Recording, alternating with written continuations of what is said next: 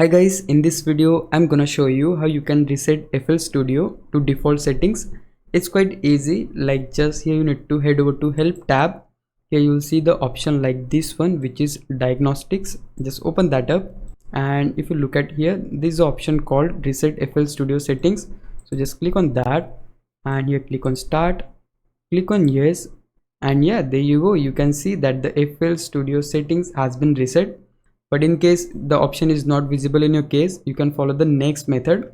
So for that, we have to close FL Studio completely, then open this PC or your file explorer, go to your C drive, open program files.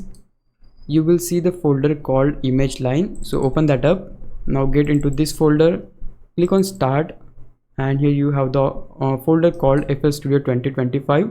So this is the exact folder which we need to open in order to see this tool, which is reset settings.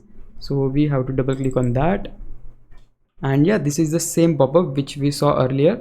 So here we need to click on yes, and yeah, that's it. At this point you have successfully reset your FL Studio settings. If you found this video helpful, please leave a like, subscribe the channel. I'll meet you in the next one. Bye bye.